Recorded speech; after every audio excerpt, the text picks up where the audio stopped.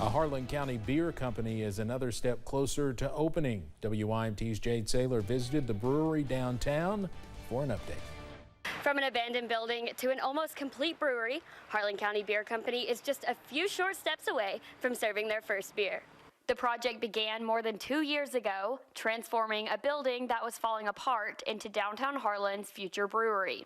From food items to drink items, many which will be named after something historic in Harlan, the brewery will be a place to have a meal with family, a drink with friends, or catch some live music. And I got this idea, a mountain kind of microbrewery in this, coal town with the highest mountain in Appalachia in Kentucky.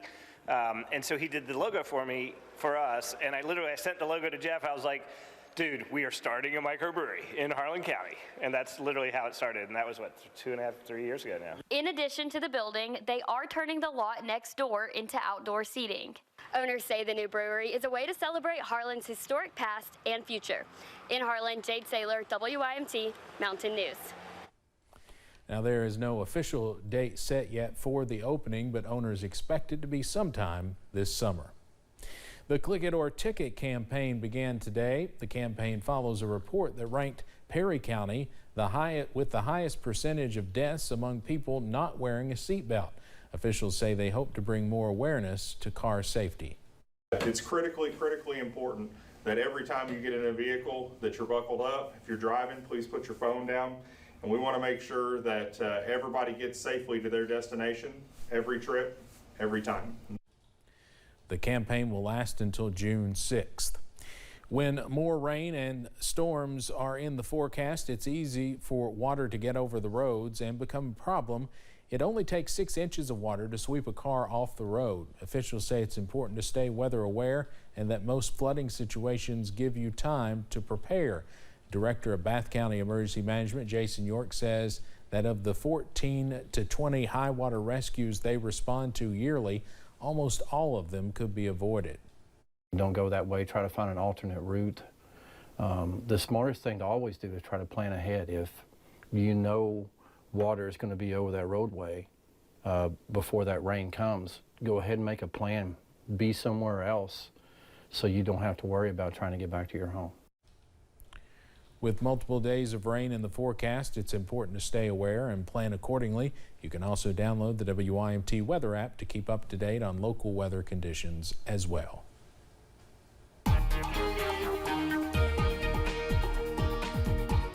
Well, it has been a rather soggy day today, and we're not done with the showers and storms just yet as we go through the week, though we do have a couple of opportunities for a break on the way over the next couple of days. But first, it's been a soggy one out there on this Monday afternoon out front of our studios here at WYMT in Hazard. Plenty of overcast and even rain still falling at this hour. Good news, we head out to the west, I-75 at Mount Vernon. We're starting to dry things out as we head over at least closer to the I-75 corridor. We'll continue to see the drying trend work from west to east as we run through the nighttime hours. Otherwise, it's just cool. Our warmest spots are in the upper 60s right now. Everybody else still well below normal. In fact, not far from 20 degrees below normal, with temperatures in the upper 50s and low to mid 60s around the region. Pinpoint Doppler, you see the latest areas of our heaviest rain pushing through the Big Sandy and even into Southwest Virginia. There's our heaviest pocket of rain at the moment just to the east of downtown Clintwood. That'll continue pushing off to the east and northeast as this whole area of shower and thunderstorm activity continues to push off to the north and east. And look at this.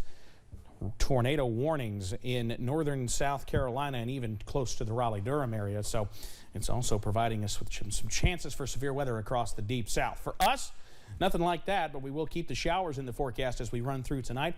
Like we were talking about, go ahead and download that WYMT weather app. All you have to do is scan that code in the upper right-hand part of your screen, and it'll take you to where you can download the app on both iOS and Android.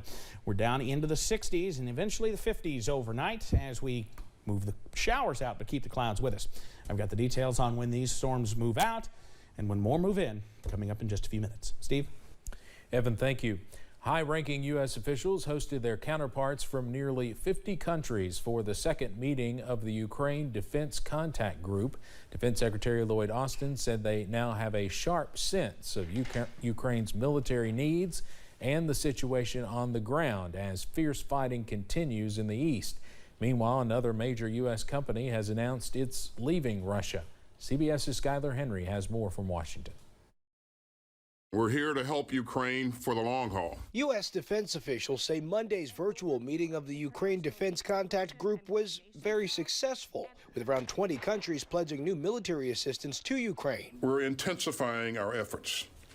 And moving forward, we'll continue to deepen our coordination and cooperation so that Ukraine can sustain and strengthen its battlefield operations.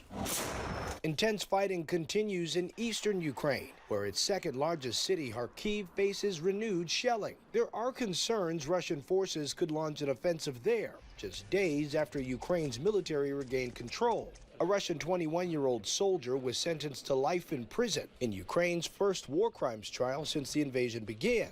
He pled guilty to shooting and killing an unarmed civilian, saying he was following orders. President Biden invoked the war in Ukraine during his first official trip to Asia.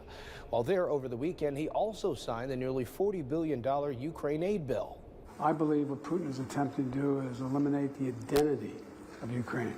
He can't occupy it, but he can try to destroy its identity. Citing the invasion Monday, Starbucks announced it will join other major companies, including McDonald's, in pulling out of Russia completely. During a virtual address to the World Economic Forum in Davos, Switzerland, Ukrainian President Volodymyr Zelensky called on all foreign businesses to leave Russia and push for more sanctions. Skyler Henry, CBS News, Washington. Defense Secretary Austin says the Ukraine Defense Contact Group will meet again next month in person during his trip to Brussels, Belgium. An explosive new report says Southern Baptist Convention leaders mishandled allegations of sex abuse for the past 2 decades. The independent investigation was commissioned by the SBC last year after survivors contacted the executive committee about child molestation and other abuse allegations against church employees.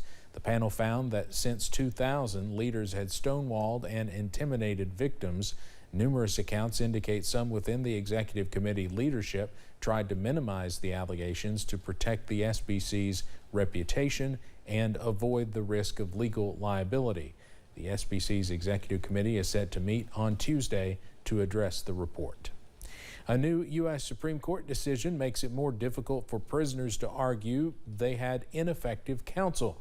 Justices ruled that state prisoners may not present new evidence in federal court to support a claim that their post-conviction counsel in state court was ineffective.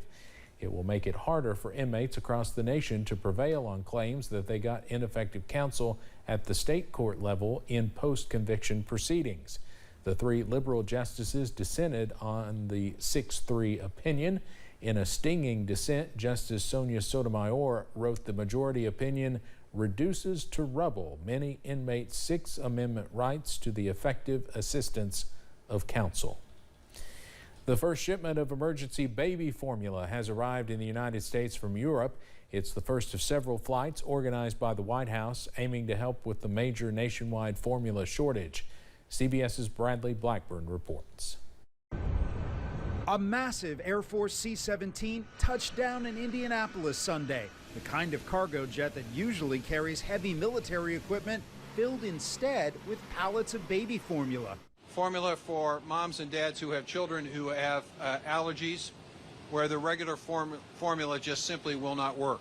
The plane carried 78,000 pounds of hypoallergenic formula manufactured at a Nestle plant in Switzerland.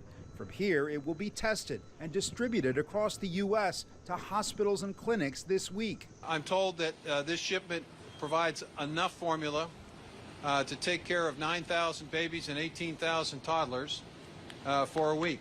It can't come fast enough for parents Megan and Stephen Jendig. They're at the landing with their 2-month-old daughter who has a dairy allergy. It's a terrifying feeling to know that you don't know where the next meal is going to come from. So I'm able to provide breast milk for her sometimes, which is great, but I just don't, I can only imagine if we were solely formula.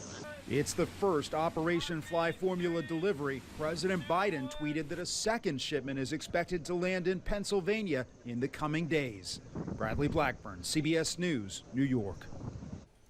Regulators and Abbott Nutrition hope to reopen a formula plant in Michigan that was shuttered due to contamination concerns. It could go online by next week, but it may take 2 months before that formula arrives in stores.